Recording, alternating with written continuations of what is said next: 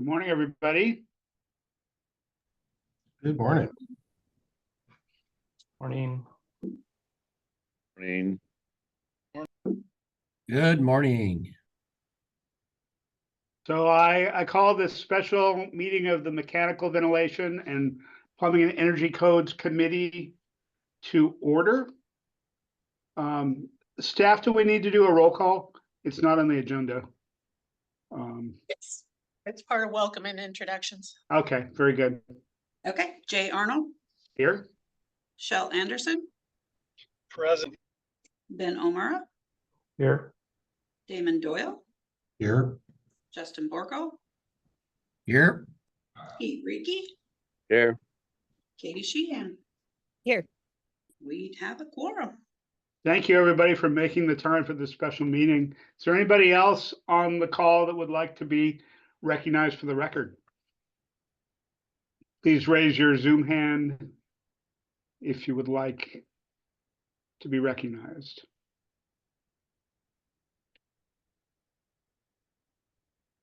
I am seeing none, so we'll move on to the agenda. First item is to approve the agenda as shown. Could I get a motion? So moved. Second. It's been properly moved and seconded. All in favor? Aye. Aye. Aye. The agenda is approved. Our first item of business is reviewing the tag reports. What I would suggest is that we go through the existing amendments and we go through changes that the tag is recommending compared to the model code and the staff recommendation. And then anything else that committee members have questions about. So we'll start with the International Fuel Gas Code. There are three exceptions. Could we have the Annette, if you're controlling the screen, can we have the other view first with the existing amendments? Or is that it? Let's see here. This is the existing amendments. Okay, I see. Okay, great. So let's see. For this particular tag, is there, Ben, are you here to talk through these?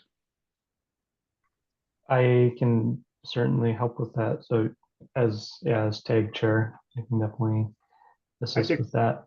I think that'd be helpful. Okay. And I guess question to Kristen and Annette, is there a compiled list of the items that got flagged as significant changes? I think that would maybe also be helpful to review. I didn't compile a list. They're just highlighted in the spreadsheet. Although these are the existing amendments, so they're not Right. Yeah. So there should probably are not any of those flagged here. But yeah, when we get to the model code. When we get to the IMC too, there was a bunch of those. I have some of my notes so we can make sure we flag for discussion. Okay. All right. Sounds good. So yeah, and I guess we can go through these. I don't think there's too many of these. I think one of the things that I did want to bring up was in the next section for section 114.4, the failure to comply section.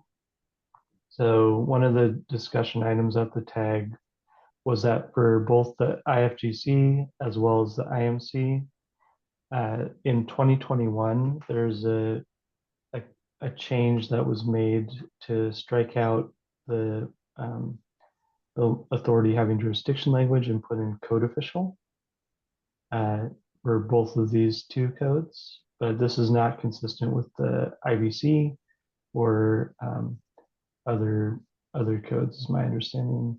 Krista, Annette, please correct me, but that's my understanding looking back at this item.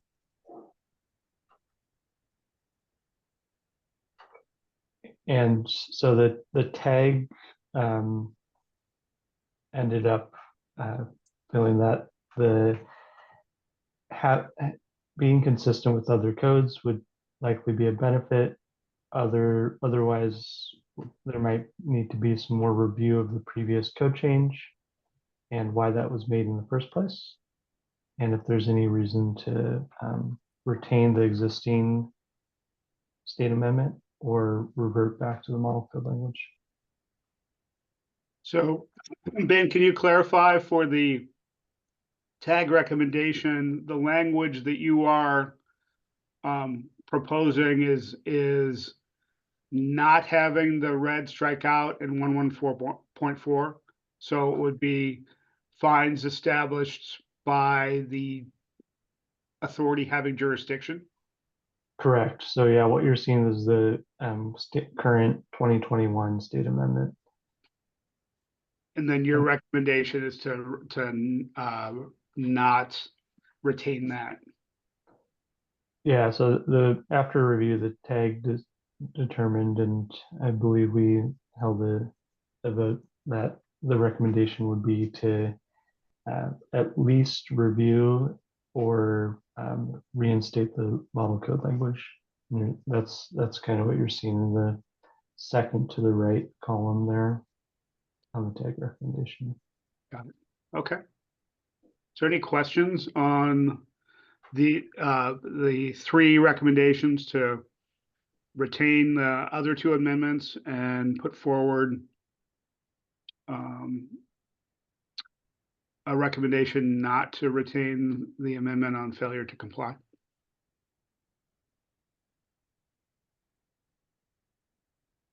And since there was not a model code change on the failure to comply, it would take a code change proposal to revert back to the original language. So the tag is just recommending we move forward with a code change proposal to do that. Okay. And that'd be something, the recommendation is put a code change proposal for that out for public comment. Correct. Okay. Okay, and then let's see here. Let's for those three recommendations, let's take an action on that. Could I entertain a motion to accept the tag recommendations for existing amendments to the IFGC? So moved. Second. Okay, it's been moved and seconded by Ben and Damon. Any discussion? Okay, all in favor of accepting the tag recommendations for existing amendments to the IFGC, signify by saying aye. Aye. Aye. Any opposed? And motion passes. And then second document in the agenda is tag recommendations for significant changes to the IFGC. In my review of this, the tag is recommending accepting all the changes, and I wanted to see if there was anything, Ben, you wanted to call out, or anything that folks on the committee had questions on. And I apologize, this was marked for public comment. I did not ask for public comment before our action. Is there any public comment, folks, that want to get on the record? Please raise your virtual hand if so.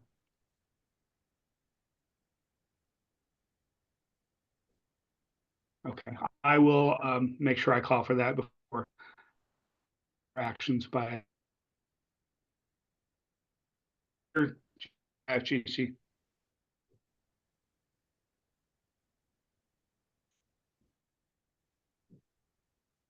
And I guess for the model code changes, I don't believe there's anything significant that the tag found to bring up. There's several changes in chapter 1, which are consistent with other changes in the other model codes regarding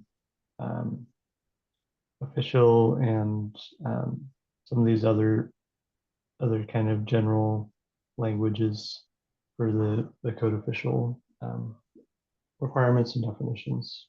This is not substantively different from the other model codes.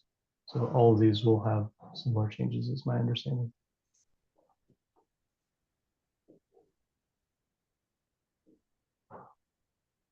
Okay, any questions or comments, anything here that committee members would like to discuss?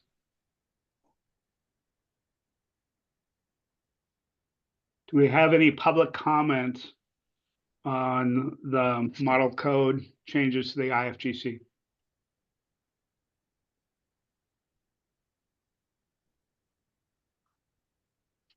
Okay, seeing none, I'd like to entertain a motion to accept the tag recommendations to adopt all changes that were significant changes in the IFGC model code. So moved. Second. It's been moved by Ben and seconded by Katie. Is there any discussion? All in favor signify by saying aye. Aye. Aye. Any opposed? Motion passes. Okay, now on to the fun stuff. There are a couple dozen state amendments to the IMC. Ben, do you want to walk through? Most of these were recommended for being retained. Ben, do you want to walk through where the tag had different recommendations? Yeah, sure. So I guess the first one would be the one we just looked at for the IFGC. Oh, sorry. I guess the first one would be the tag recommended some editorial changes for 101.2.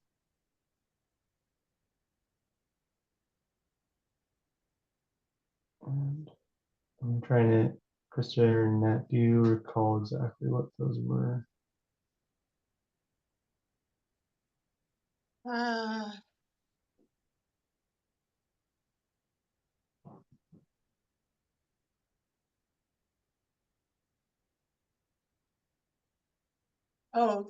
We had the model code now just refers to and townhouses before it was the definition of townhouses in there rather than just townhouses. So it's just a little cleanup and simplification.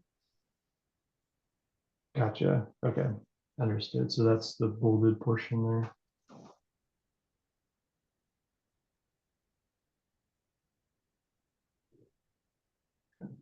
Small editorial change there, but overall recommendation to retain that. And then here we have the section in 115.4, which is the similar recommendation to what we just looked at for the IFGC from the tag regarding failure to comply and using the authority having jurisdiction language that's in the model code and other codes versus the updated change for code official that happened in 2021.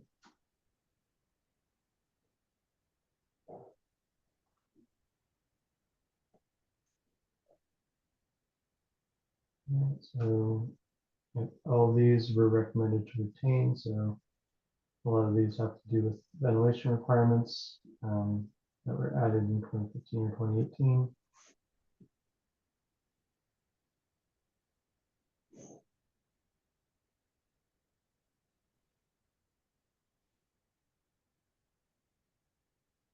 And for this section, 306.5, tag reviewed with staff on if existing amendments still updated or met updated L&I requirements, or we needed to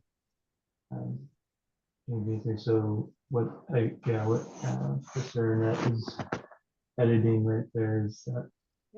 Sorry, I had an old version on this particular line. The tag had ultimately gone with accepting the code change or the model code changes and deleting the state amendment. L&I has updated to the most recent requirements for, with OSHA, so, the model code, you know, does not differ, and we can just go straight with the model code language. And there's some additional notes on it in the, when we get to the, model code change report. So yeah, in light of that, from the staff research, the TAG agreed with that recommendation to remove the state amendment language and change to just defer back to the model code.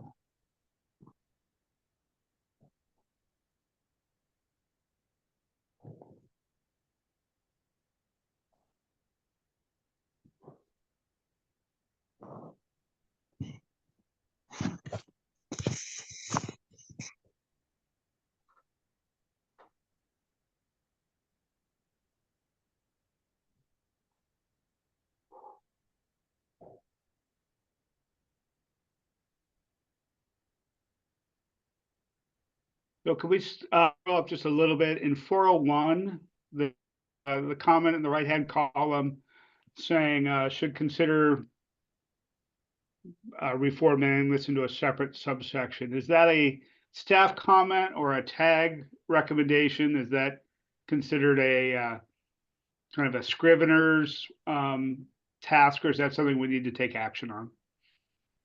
I think we might look at this more at the model code change as well.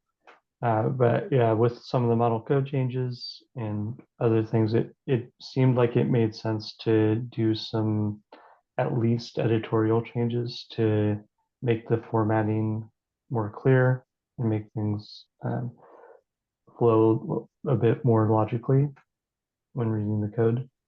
I think that's where the tag didn't have any specific recommendations, but there did seem to be a need identified for some additional review and proposed formatting or layout changes to that.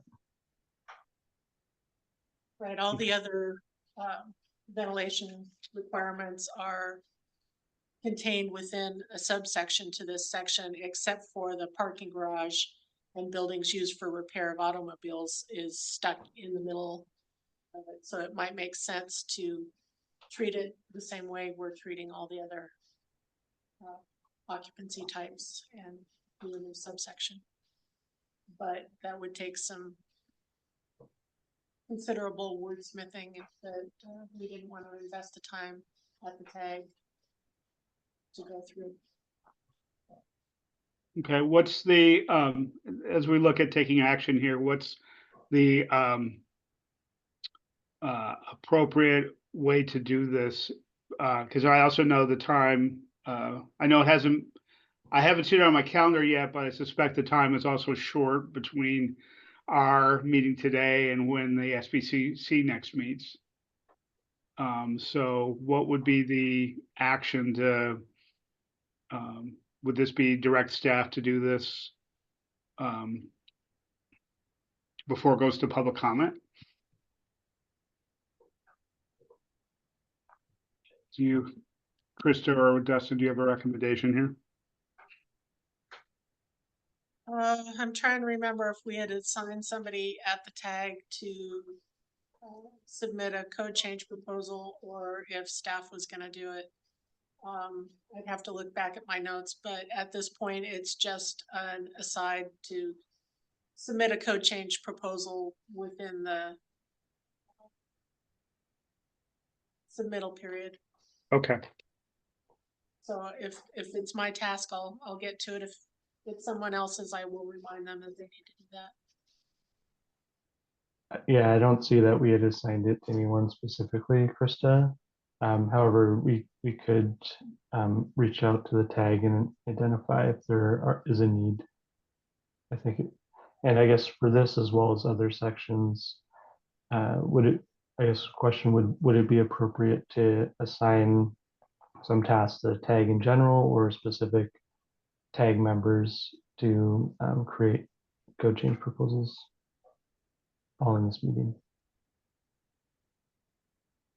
In the past, work that we've assigned individual members and then, you know, the tag review after the fact, that tends to actually get it done rather than leaving the tag to do it.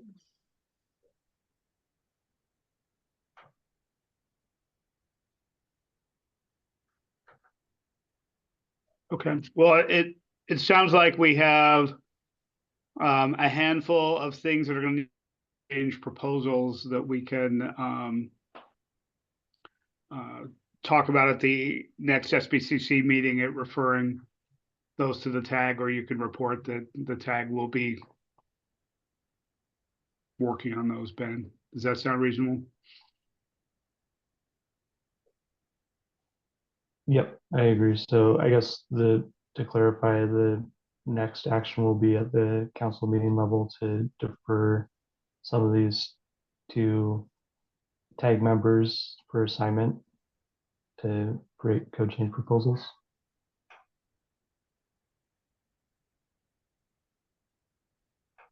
Yeah, and I don't know that we need to specifically identify those tag team members. We probably just refer it to the tag and let you take it from there. Okay. That's how I would think about it.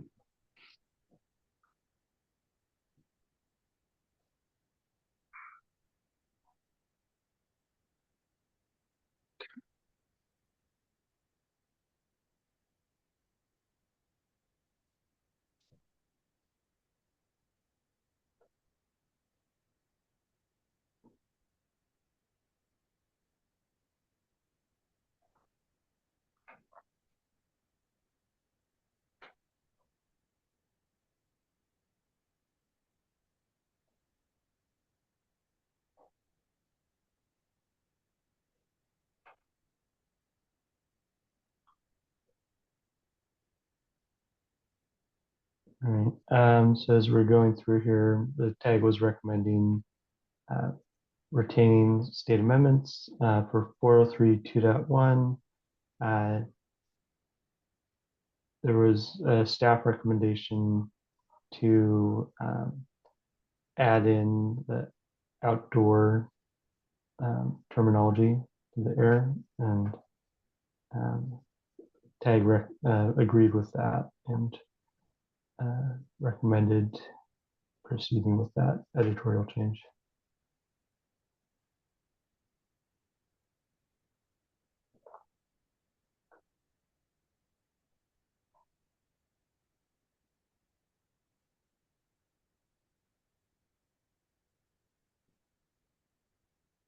And then one thing you're not seeing in this document is table 403.3.1.1, or maybe it's is it like at the end? Maybe.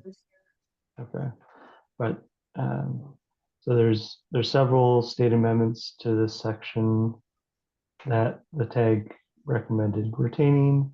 However, there's extensive changes at the model code level to add in new definitions. So I think that was another thing that the tag had identified as needing additional review and potential change proposals, as there might be some overlapping requirements that have been created through the model code changes.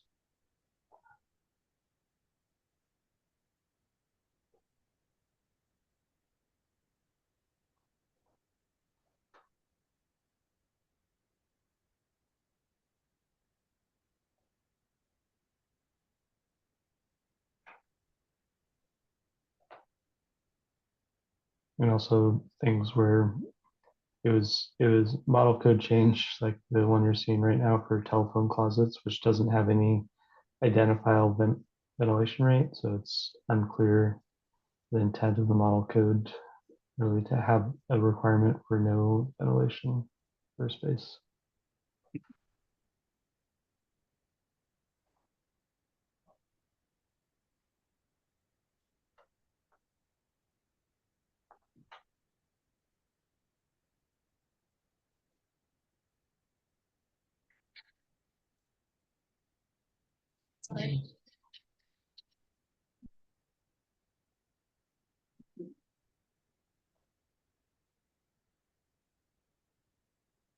Okay, where are we at? We're at 403.3. That's 4. Okay, so there's the table. Okay.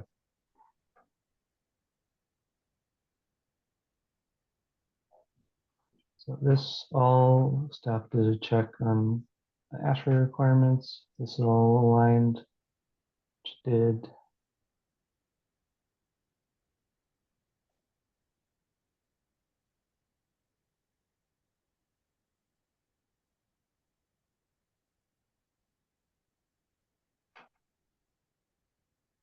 So all of these, most of these sections you're seeing on the screen have been struck in and not adopted as um,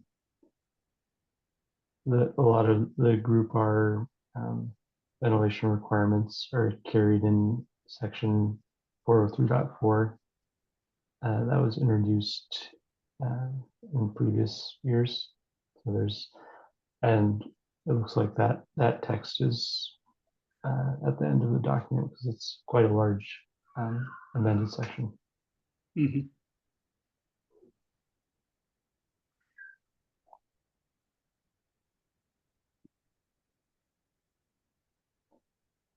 All right. Maybe, yeah, keep going unless anyone has any questions.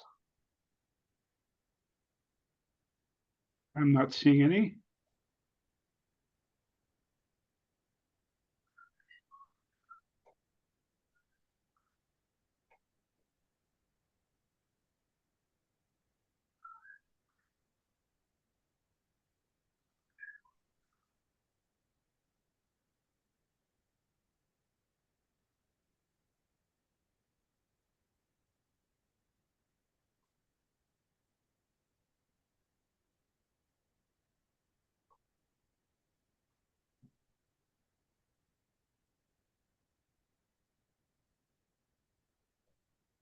And we're going to chapter 5. And for 504.4, I'm trying to remember what the discussion for the duct ceiling requirements were for this section.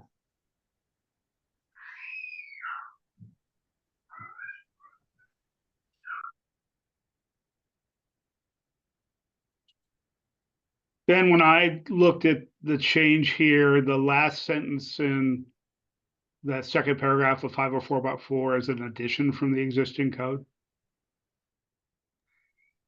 Right, but there was Correct. an update in 2018 to the model code that wasn't carried over into our existing amendment.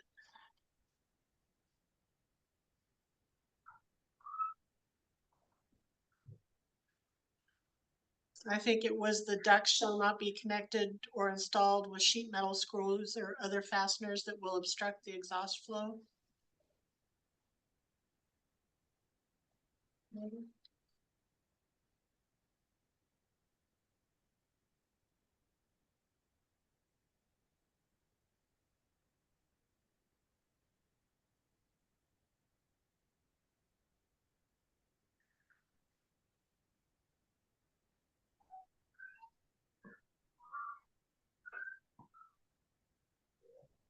Check. Yeah.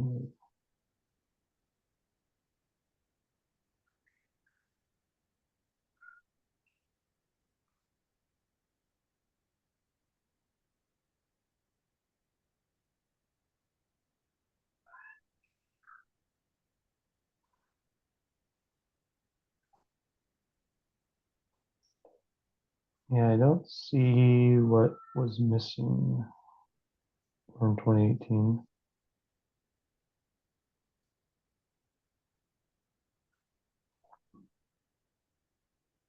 So yeah, I didn't see that there was any issue with retaining the state amendment as shown.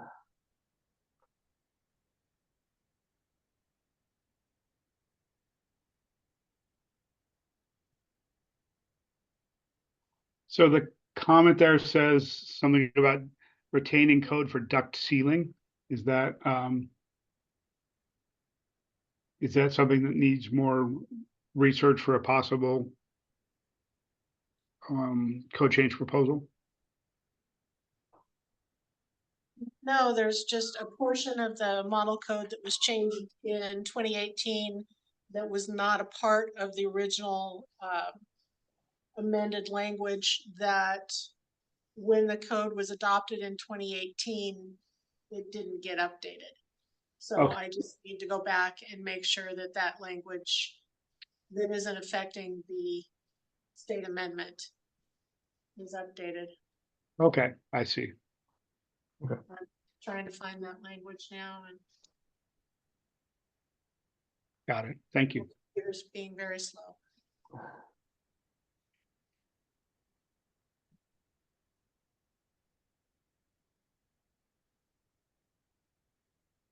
I think it may have been the sentence, closed dryer exhaust ducts shall not extend into or through ducts or plenums. What it looks like.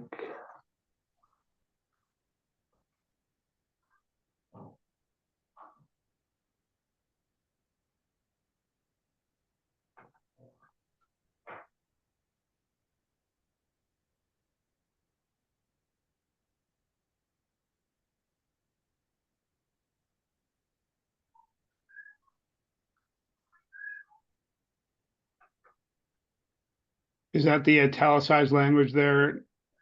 Might be the additions? No, those are defined terms. Oh, I see.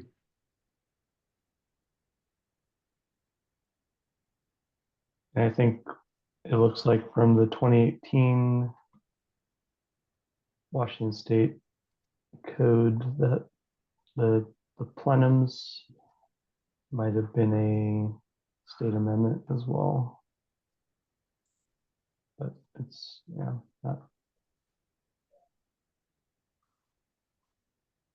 Oh, and maybe that last sentence of the model code 2, closed dryer exhaust ducts shall be sealed in accordance with section 603.9. That looks Yeah, like it might have been added. that's the added language there. Okay.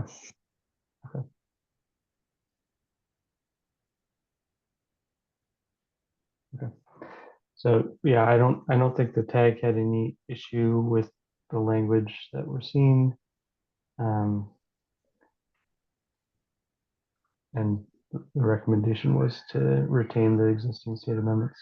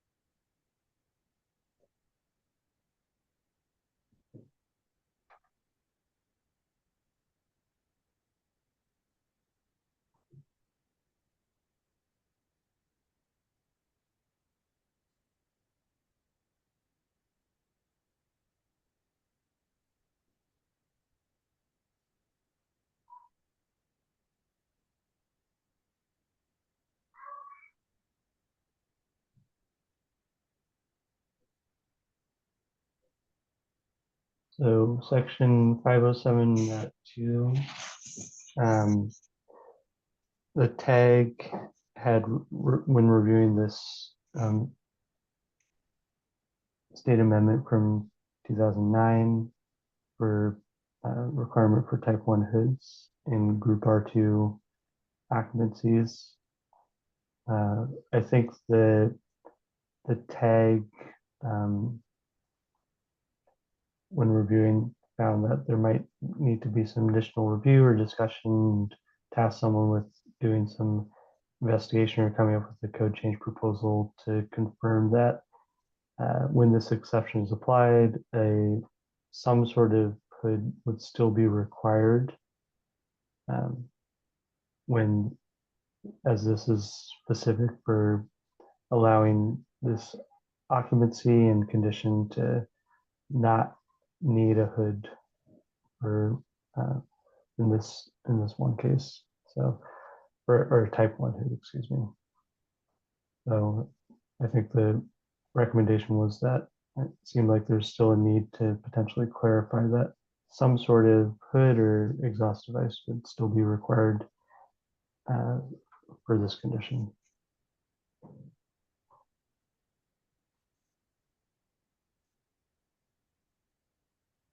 So the tag recommendation was that the existing amendment was still valid, but may require some additional clarification added onto it. Just to ensure that this isn't interpreted as there's no hood required whatsoever. Correct.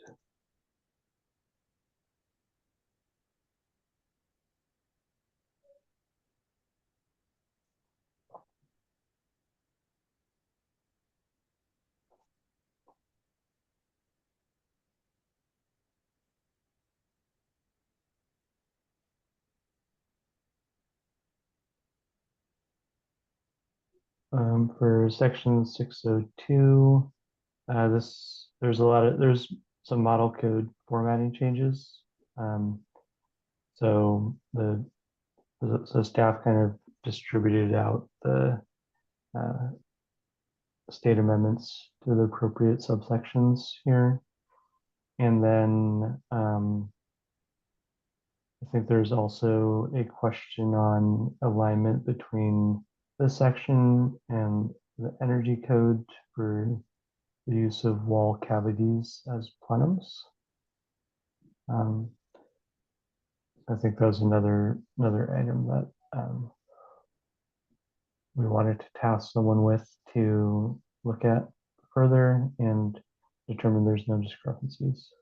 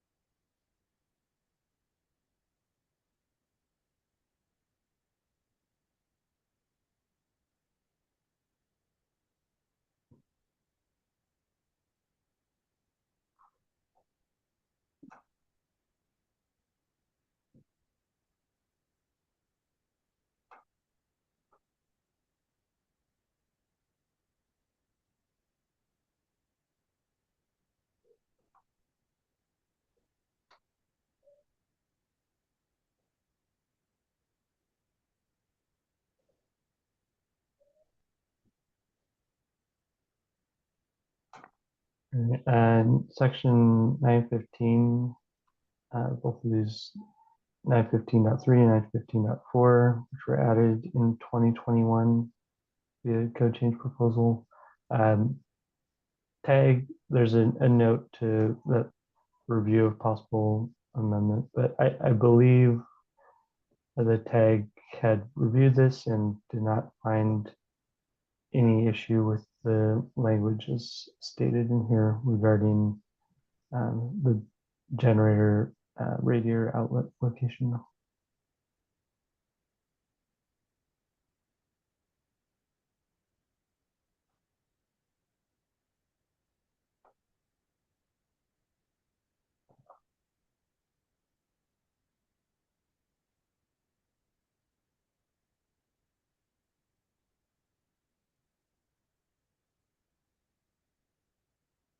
And here, I guess something notable is that the staff had recommended repealing the state amendment here, as the model code language has been quite significantly modified to align with ASHRAE 15. So a lot of these ventilation requirements have been changed and updated. So to remove potential conflicts, repeal of this section was deemed necessary. And TAG agreed with the staff recommendation.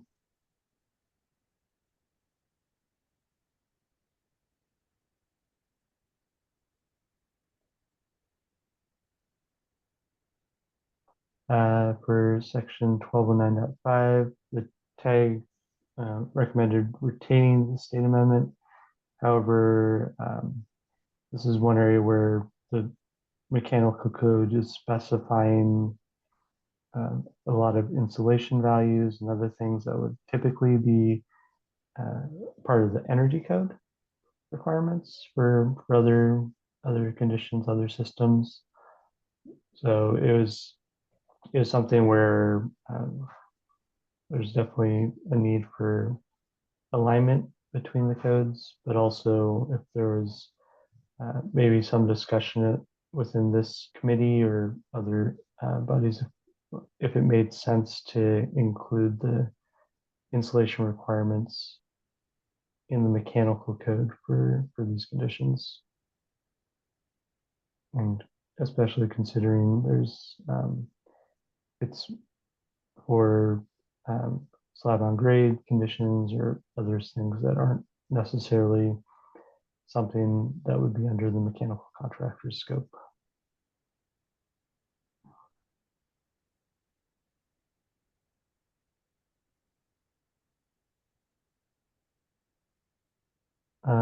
Section 1210.7.6 regarding expansion tags. The overall recommendation of the tag was to retain the state amendment here. However, I think there's a need identified to potentially clarify this section to provide more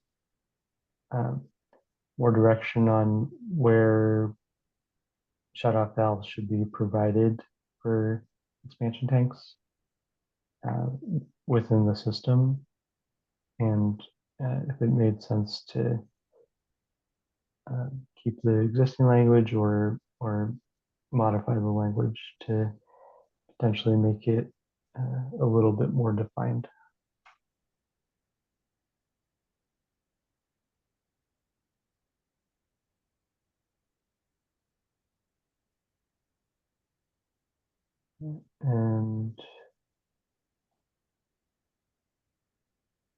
And then I think for 1305.7, I don't know, Krista or Matt, do you remember if we had clarified the NFPA language was still consistent? I thought I don't think I've gone back and looked at it yet. that was something we had requested of staff to look at.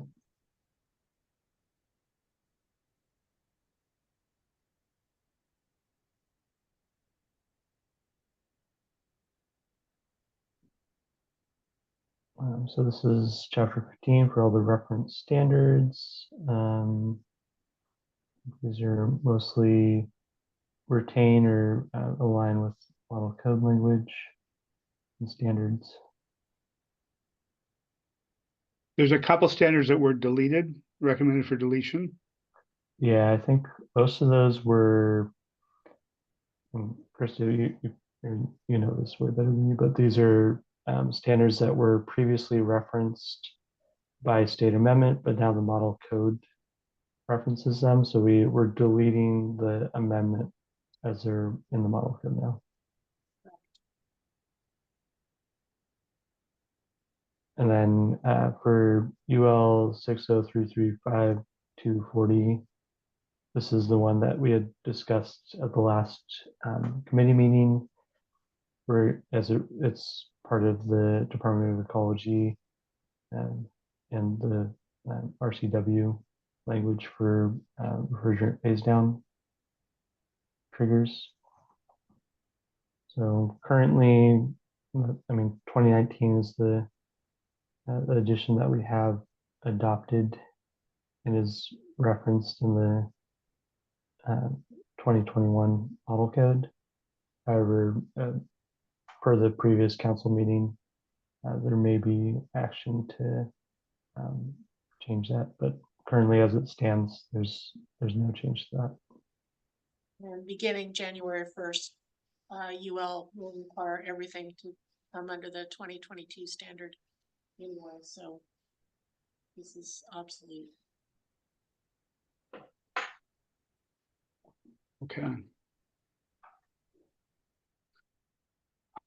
Thank you, Ben and Krista. That's long walkthrough of the existing amendments, mostly retained, several comments to look at potential code change proposals, and a couple of repeals.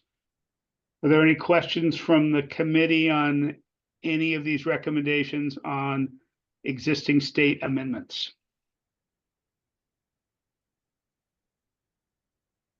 Is there any public comments on the existing state amendments?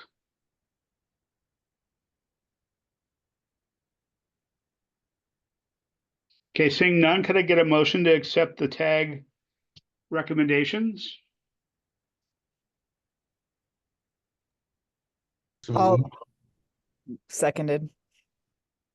Okay, it's been moved by Damon and seconded by Katie to accept the tag recommendations for existing amendments to the IMC. All in favor? Aye. Aye. Aye. Any opposed? Okay, and then Ben, I haven't looked at the schedule on code change proposals for this cycle. Is that something that would have to be prepared for before the fall?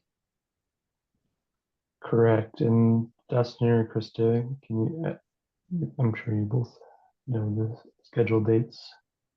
I think they need September 19th. Yeah, September 19th. And it's open now, correct? Yes.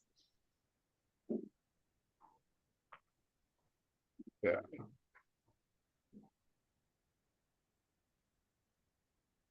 And a question to, I guess, either of you on staff. Is there somewhere on the website that these are any incoming proposals are being posted to you? Yeah, I don't know if we've received any. We've only received 2 or 3. We haven't put them on the website just yet. Okay, and yeah, so my understanding is that staff will review those for completeness and then post them. Yes.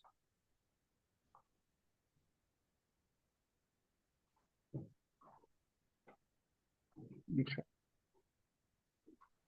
Okay, and then we have the recommendations on significant changes from the model code. And I do note there's a couple of questions as we get to section 6 and some appendices where your recommendations are differ the model code. But go ahead, Ben, if there's anything you want to highlight. Sure, and I think in general, again,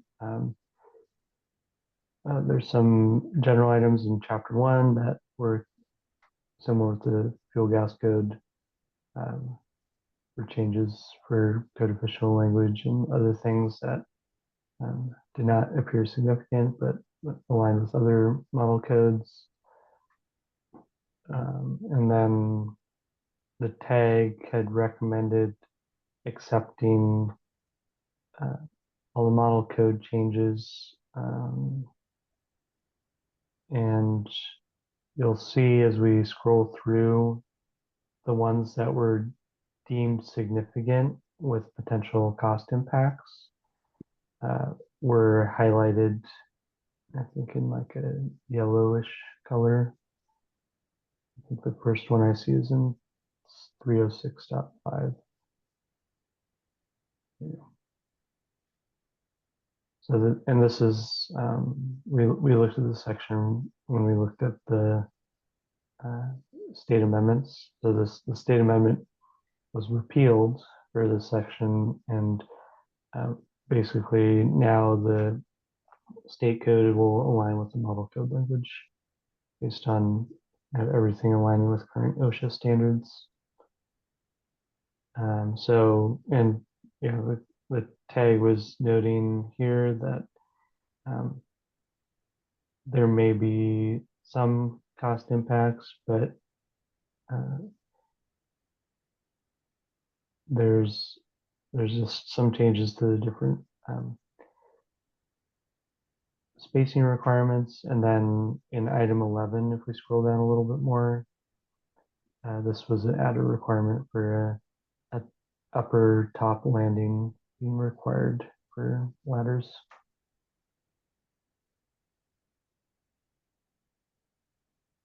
Then the conclusion on ultimate cost savings, does that come from just adopting the model code and not having Washington specific approaches or Washington specific products? Or is this ultimate cost savings coming from somewhere else? I'm trying to remember where, like, if there's specific discussions on where kind of an overall savings might be obtained from this. And Chris, I don't know if you have any further notes on this, but I think it was just to avoid any OSHA or WISHA fines, maybe. okay, I see. So yeah, it could be a system savings, but the overall installation cost does appear to have an increase based on having additional requirements added at the model code level. Got it. Thank you.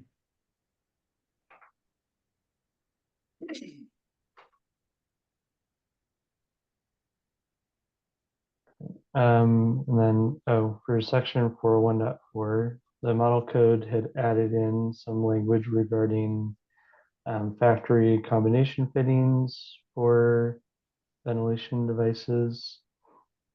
And it was not clear why a fan manufacturer was identified here. So this was another area where we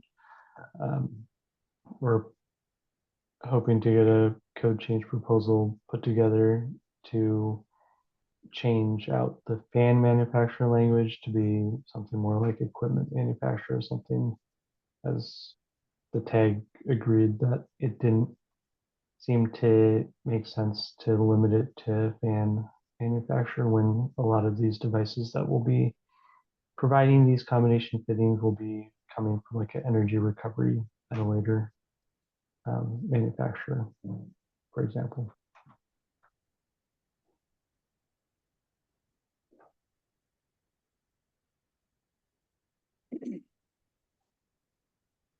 And then the tag had identified section or the table 403.3.1.1 changes is likely having some significant impacts in terms of at least the design of systems, as well as potentially cost, given the number of new requirements that have been added to that table.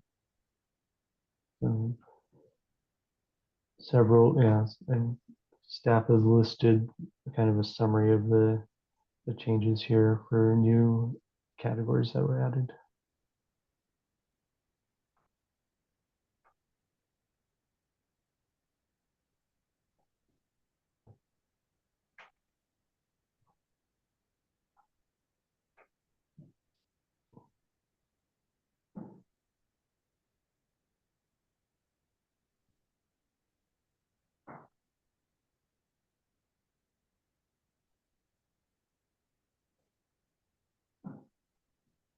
All right. And then section 501.3.1, again, similar comments for the fan manufacturer edition.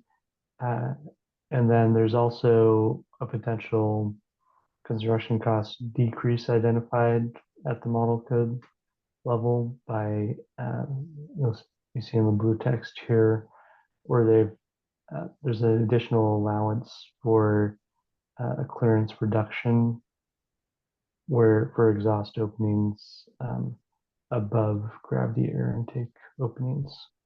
So this may make it easier and simpler to locate exhaust openings on buildings.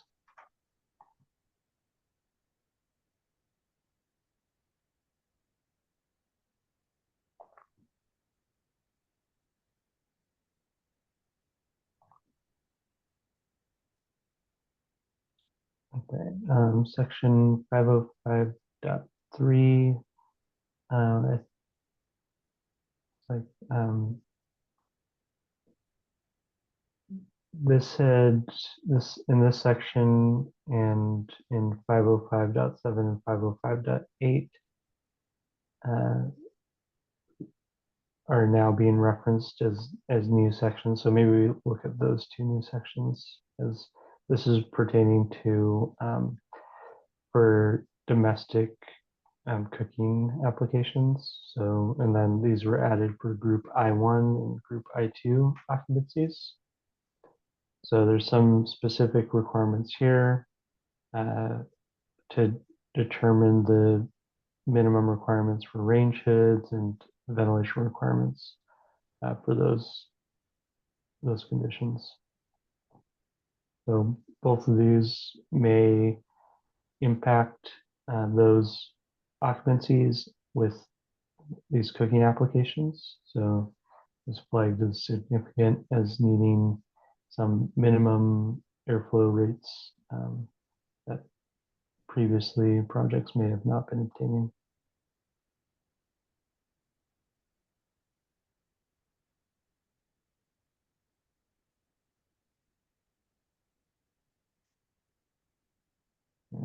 Section 506.3.2.5 for grease duct testing. There is a couple clarifications at the model code level on what testing options were available. And the tag review, I believe, indicated that there's now more options for doing the duct testing. So it didn't seem like it was an increase in burden on the construction side, but it was allowing for additional options to be provided.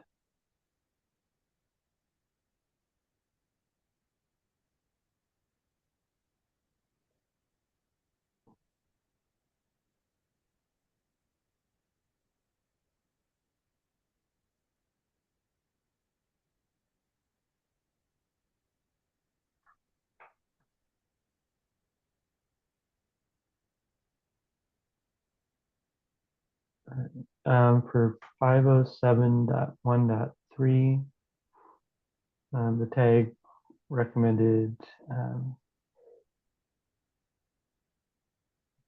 believe, so I think the tag was recommending retaining the 2021 language was the decision, Krista, is that correct? Yes. So here, and we're seeing, what we're seeing here is the model code change for 2024. Is that correct?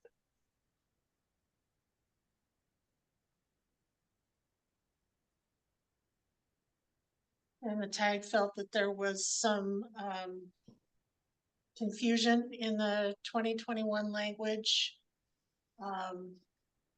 as what would actually be considered an atmospheric burner. And this would seem to completely restrict the use of most gas appliances. So they're recommending we retain the 2021 language. They felt that it was a little clearer, still not great, but better than the updated 2024 language. Correct. So yeah, the tag reviewed the 2024 model code language, which I believe that's the blue text on the screen.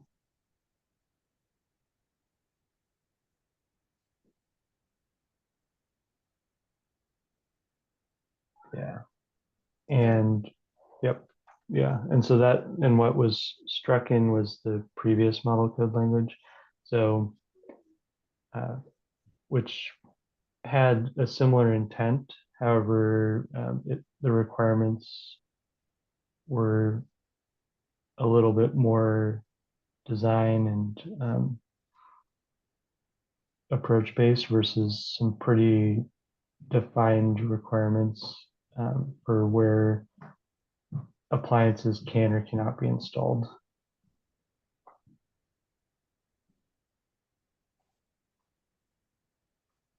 Okay, that's a one.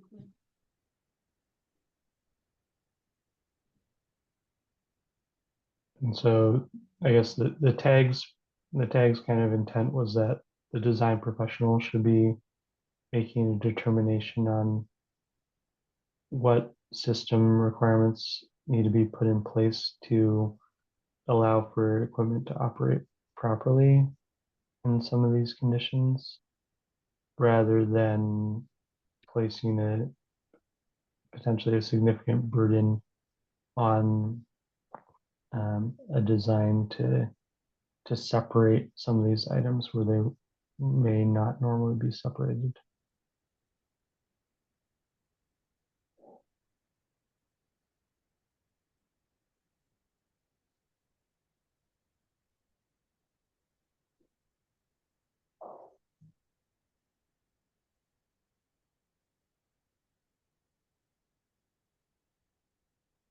And you're seeing a lot of the changes in chapter 5 and section 507. The model code rearranged a lot of this section to kind of identify specific requirements for type 1, type 2 hoods for commercial cooking.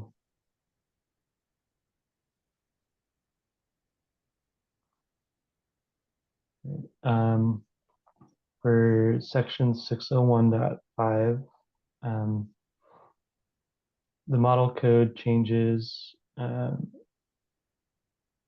implemented a couple new changes and requirements for return error locations. And also it appears attempted to clarify where return error would just be for heating or air conditioning systems versus potentially return for a ventilation system. However, the tag had some discussion on this section and identified that a code change proposal may be beneficial to help clarify how this section is applied to a energy recovery or heat recovery ventilation system, as there may be conditions where it might make sense to have return air that's going to a energy recovery ventilator that doesn't re-enter the space but is then exhausted from the building to the outdoors, versus how you may treat return air that gets recirculated within the space. So it seems like this section, and it looks like the history on this section was it was really based on requirements for a furnace type application where it's a recirculating system. But now that we have a lot more dedicated ventilation systems being designed and installed, it seemed like there was some cleanup that could be made, or some changes that could be made to this section to help better clarify the requirements here.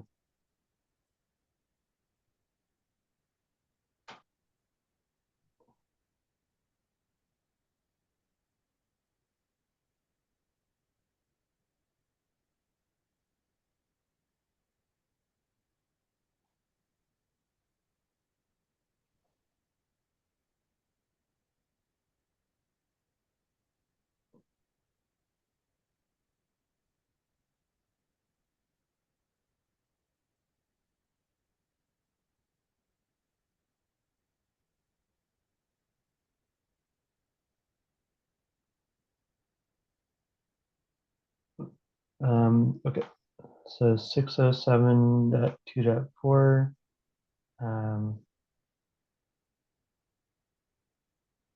The tag reviewed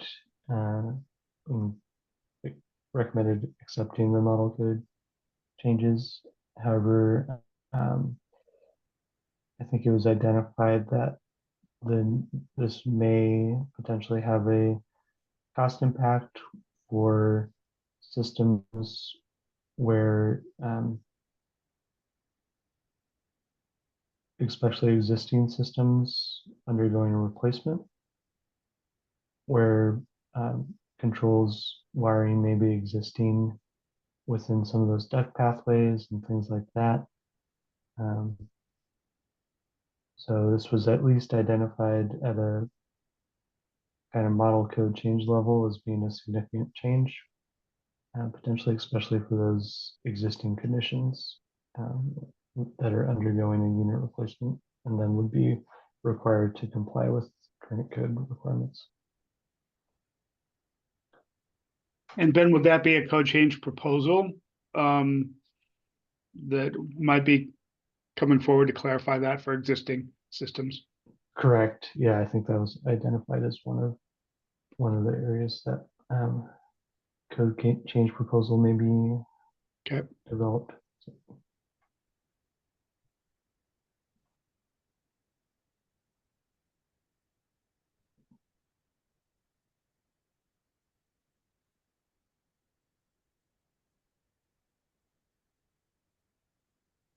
All right.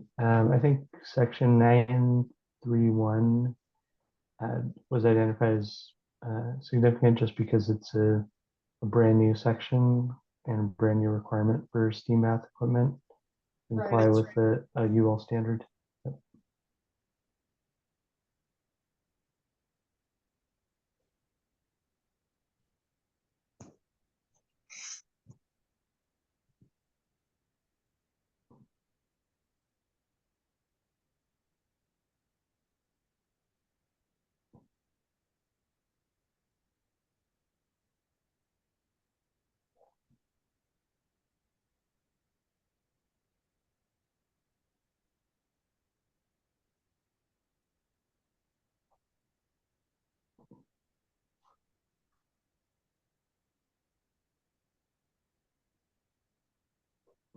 And then let's see, for chapter 11 for the refrigerant requirements,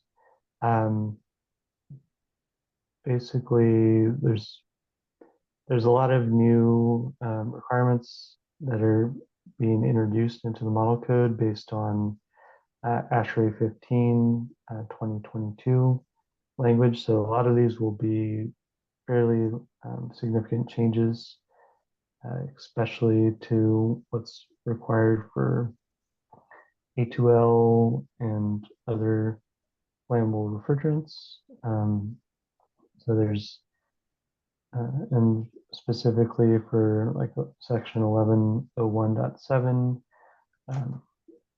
so the tag identified potential cost change requirements for refrigerant changeout and what is now being allowed by the model code language. So this may significantly impact some of these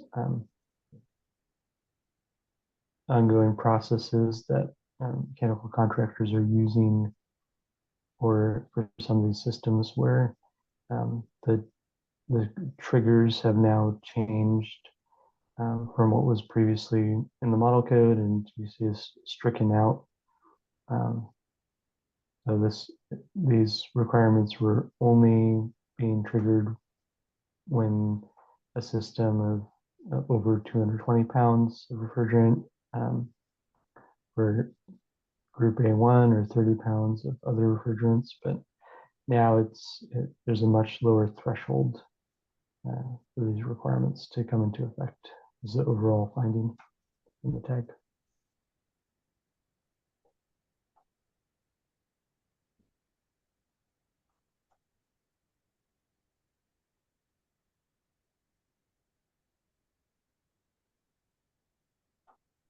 And so, yeah, there's going to be a lot of sections in chapter 11 that are flagged as significant just because of the scale of change that has been made to the model code.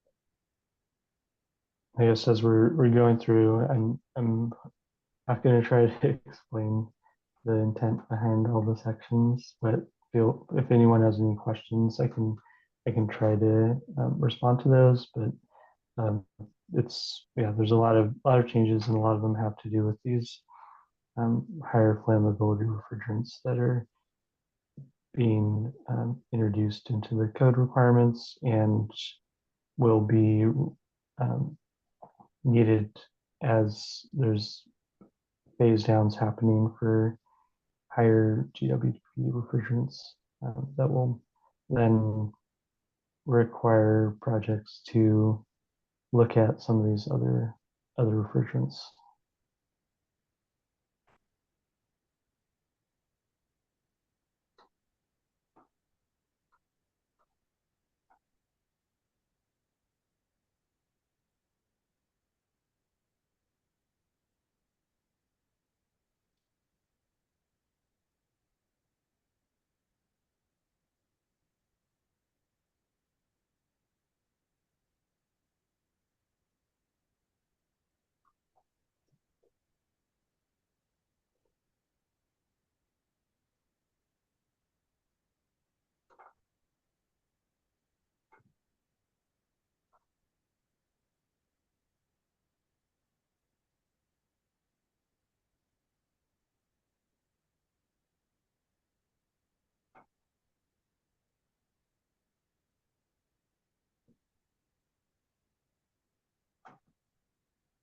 All right. So for chapter 12, and then I guess, just maybe pause if there's any questions regarding the chapter 11 items. And if there's any additional discussion or anyone wants to review that more. Just want to make sure it's a lot of changes in that section. So it's important to make sure there's no one that feels additional discussion is needed. Any questions or anything you want to call out in chapter 11? Seeing none, okay. Yeah, thanks, Jay. Okay, for chapter 12, so I believe we flagged this as significant as the scope area in 1201.1 is now specifically identifying radiant heating and cooling as well as snow and ice melt systems as being covered under this chapter, and then there's some specific sections that address those systems that were added as well.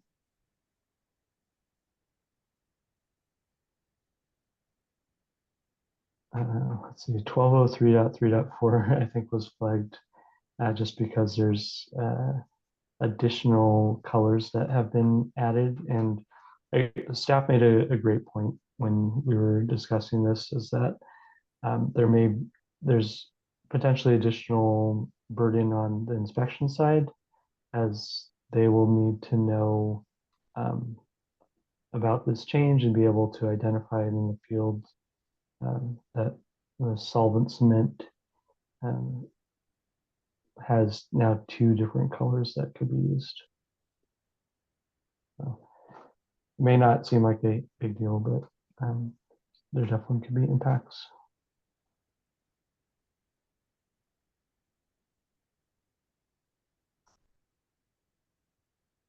Let's see, section 1205.1. This is now adding a sentence at the end where access shall be provided for all. Is it? I guess, yeah, full open valves and shut off valves. So, so now this is requiring access, which is a defined term, and for these valve installations. So again, requiring potential design considerations and space requirements for those valve installations. Section 1209.6 is now providing a great deal of direction on radiant tube placement requirements. So these may be things that at an industry level were common practice, but now they're specifically identified in the code requirements. And this is for the installation as well as the tube sizing and circuit length. And similar for snow and ice melt systems.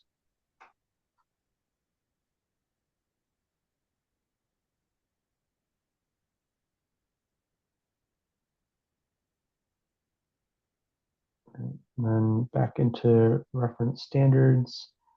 So I don't think the changes are all identified in like blue or anything, but we're basically accepting the model code changes to added as well as updated standards requirements. Oh, I guess one thing that was posted as part of the tag review was the IMC and review of Chapter 11 changes, Krista. I don't think it was attached to the meeting documents for this committee meeting, but that may be helpful It is, to it's, reference. this is pretty much it. Okay. So it's okay, so it's in here within this model code changes document. Okay. Thank you. It wouldn't let me use the whole document. I had to just extract it via photos and place it in, so it's. Gotcha. Okay. Thanks for clarifying that. But yeah, this has the model code changes to the tables in Chapter 11 for different refrigerant requirements and the addition of columns for LFL, lower flammability limit.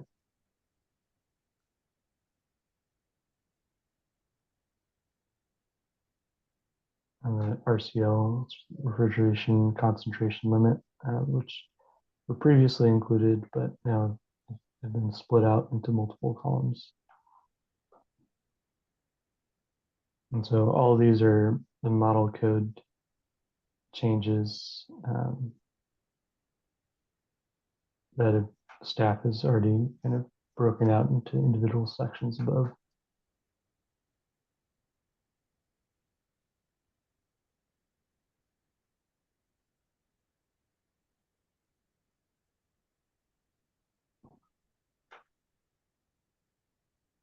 Sorry about the tiny type.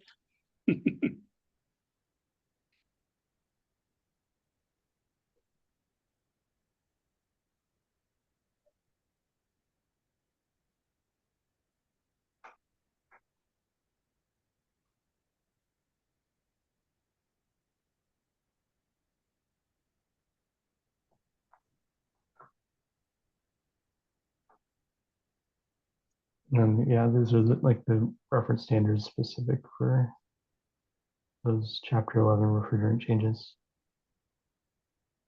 And then these are the similar changes that were made to the fire code and the building code.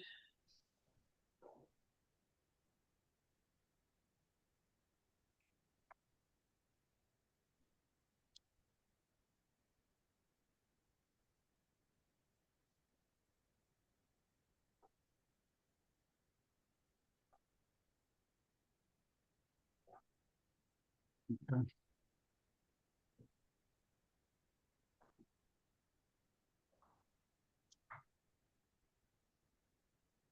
a lot of the fire code ones were repeated in the building code, but I didn't duplicate them in this document.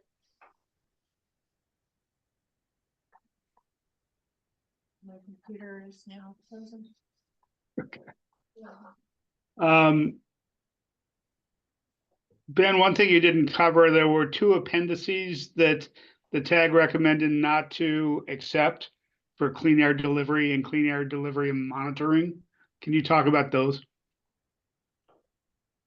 Correct. So the model code as it will typically include as some appendices for those two items. And Chris, I don't know if you have those.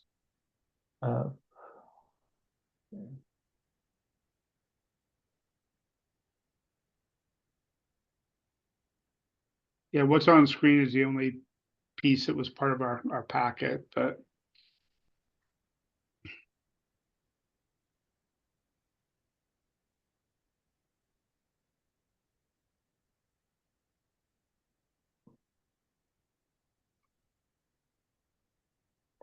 And let's see, so this is,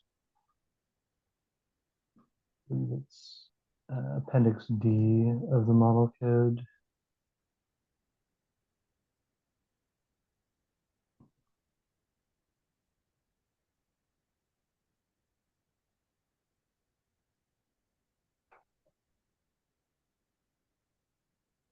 And the discussion was based on, let's see,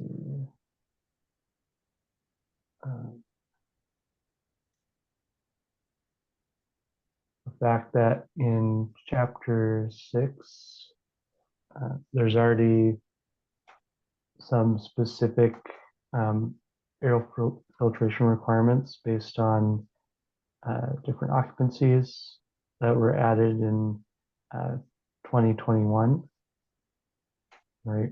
I guess this section was moved in 2015, state amendments, but then further modified in the last code cycle in 2021. That I have similar and more kind of granular requirements for air filtration regarding those occupancies. So the tag did not see that it was necessary to have these appendices or appendix adopted into the state code. As with other appendices, I believe jurisdictions are allowed to adopt those at a jurisdictional level if they so choose. However, it didn't seem to make sense to have them adopted into the state code, given that we have a specific section in chapter 6 that addresses the similar requirements. okay. So thank you for walking through all that. So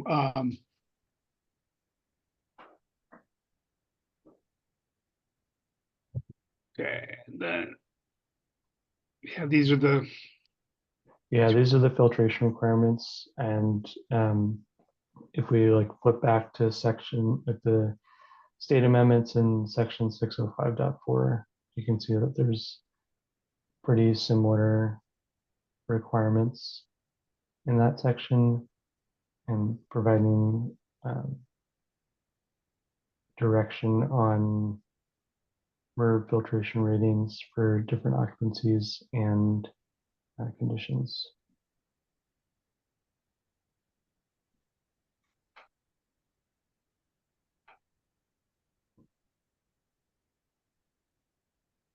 okay. And then Appendix E is not, I guess to be clear, is not something that is defined in existing state amendments.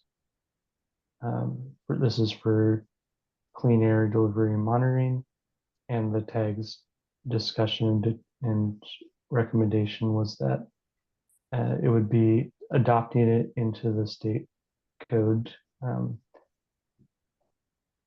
would be a pretty significant change, and it would be better left to jurisdictions to adopt it as they see fit, as it would require a pretty significant amount of controls and other components to be added to projects. Okay. Okay, committee, so we've walked through all the significant changes in the IMC. Are there any questions or comments on any of these tag recommendations? Is there any public comment on any of the significant changes to the IMC and the tag recommendations? Seeing none, could I get a motion to accept the tag recommendations for significant changes to the IMC? I so move. So moved.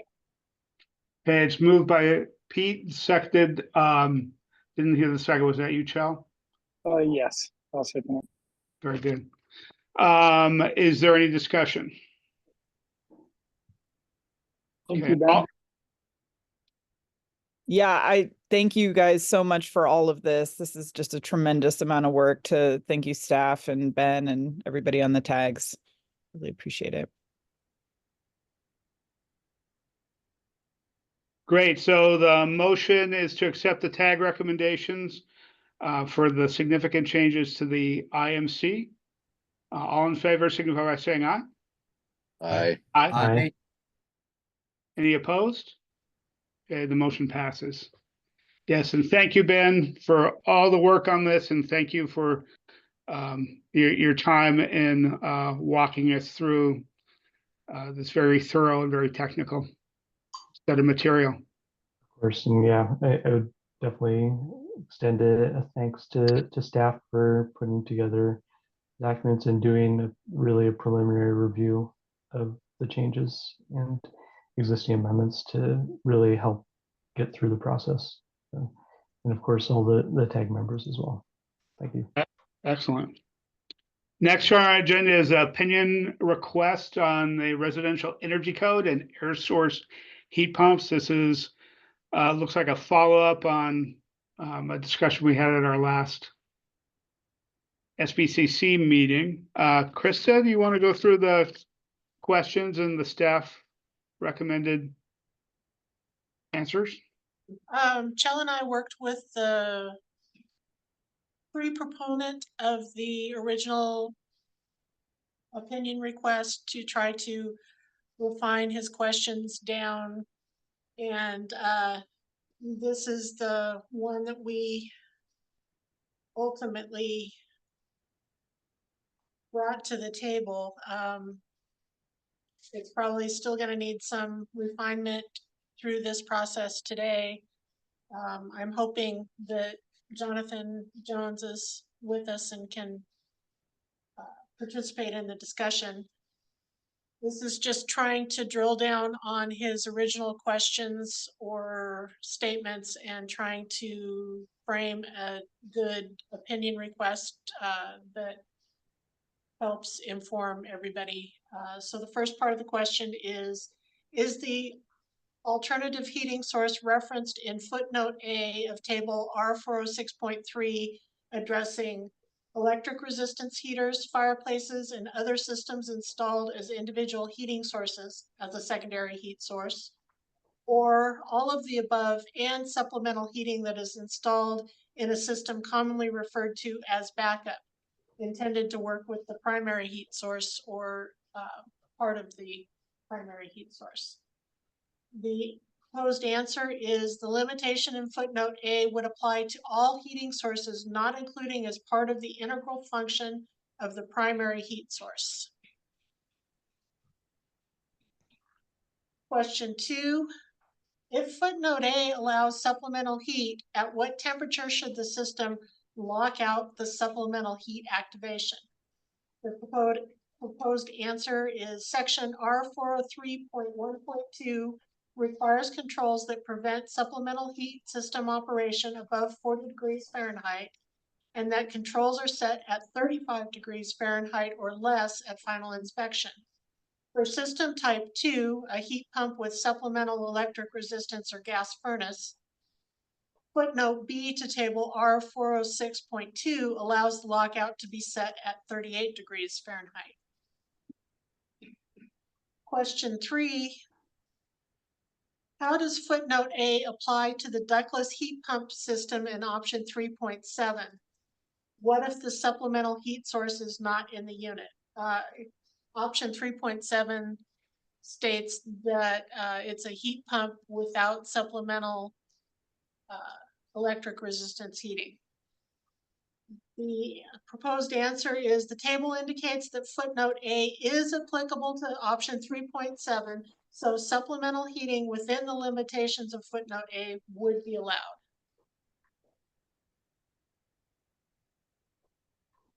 Okay, Michelle, go ahead. Thank you. And I'm at the airport, so hopefully you don't hear a whole lot of background noise. It's noisy here. I think these get closer to, giving, or they provide additional clarity for jurisdictions. And I have two suggestions, one for answer 2 and one for answer 3 for consideration. For answer 2, Jonathan Jones, who is unfortunately in a different meeting and unable to be here today, suggested that the intent of cold climate heat pumps, which are required in some of the R46 options, would have much lower lockout controls. So he suggested, and I agree with it, that we could answer and add a sentence to answer 2 that says, when a cold climate heat pump is required, the lockout temperature should be set to the city design temperature. And what that does is that means when the idea of a cold climate is it can go much lower before it loses efficiency. And the intent of the code is to, of course, get the efficiency. So where we have cold climate heat pumps, the lockout temperature should be lower. And the question is how much lower? And the design temperature, since it's already referenced in the code, seems like a very reasonable place to help jurisdictions understand how this works. So that would be my suggestion for that. And if anybody has any questions about what that means, I'm happy to answer them. And then for answer 3, I think the intent here is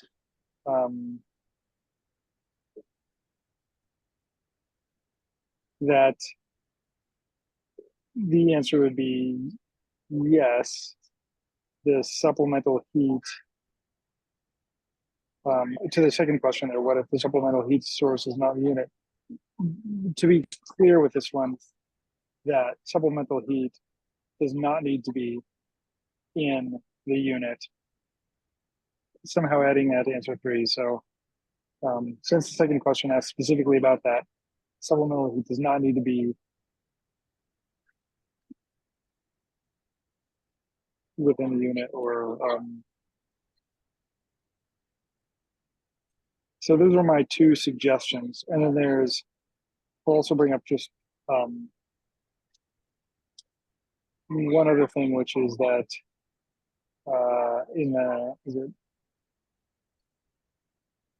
the word alternative heat and supplemental heat don't mean, supplemental heat is, there's some description of that. There's no description of alternative heat, and somewhere in here it says alternative heat, and I was trying to, yeah, okay, that's question 1, is the alternative heat source reference. I guess since it's not in our answer, maybe it doesn't matter. Nobody does specifically talk about alternative heat source, but there's no definition of alternative heat source. So I guess I don't have any additional recommendations. I wanted to just flag that. So those are my recommendations, and I'm happy to answer questions if somebody has any. Okay. Damon, go ahead. Thank you. Yeah, I think this is very important for some of our jurisdictions on the eastern side of the state. Without any supplemental heat and long periods of cold, the systems just simply won't keep up. And these houses will get unbearable to live in. So this is a good step in the right direction. I support this. Okay. Are there other questions or comments from the committee?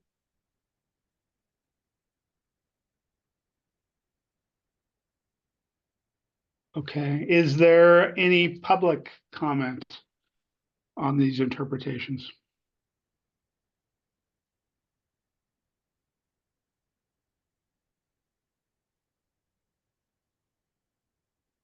Seeing none, could I get a motion to accept these interpretations with Chel's recommended amendments shown on screen? So moved. Is there a second? Second. Okay, it's been moved by Damon and seconded by Ben to accept these interpretations with the changes Chel proposed on screen. Any discussion? Just to circle back about this alternative heat source referenced in footnote, and then we don't say alternative, we use supplemental heating. Is that an issue that we're gonna, like, should we change the question to supplemental heating source, or? I don't have the R406.3 table pulled up, so I don't know what it says. Yeah, we're kind of, the code actually says alternative heat source, and I think it probably should say supplemental, but it says alternative, so I guess I don't know a resolution without changing the actual code itself. Yeah. Well, if we're answering the way it should read, maybe that's the best way. Yeah, the answer does say all heating sources. So that does, I'm hoping that does cover us. Okay, I would remind the committee that if we are unanimous on this, this would be an interpretation that goes into effect and not before the full SBCC. So note that as we vote. We have motion on the table to accept the interpretations as shown on the screen. All in favor signify by saying aye. Aye. Aye. Any opposed? Motion passes. Okay, before we adjourn, is there anything else that needs to come before the committee? Seeing none, I have a general question about when there's a building code council meeting for next week, right? Does anybody, the staff have any idea when that will be? I believe we set that for Tuesday. You should get notice out today, I'm assuming. We'll get Tuesday, to you said, Damon? I believe, yeah, I'm looking at my calendar here. Tuesday would work great for me. the 30th. I'll get it scheduled tomorrow. What time is that gonna happen? I've got negotiations going on at 8 o'clock. We're 10 to 2. Yeah. Okay, I will hope to be there. Great. Thank you for that. We will see everybody next week. We've reached the end of our agenda, so we are adjourned. Nice work.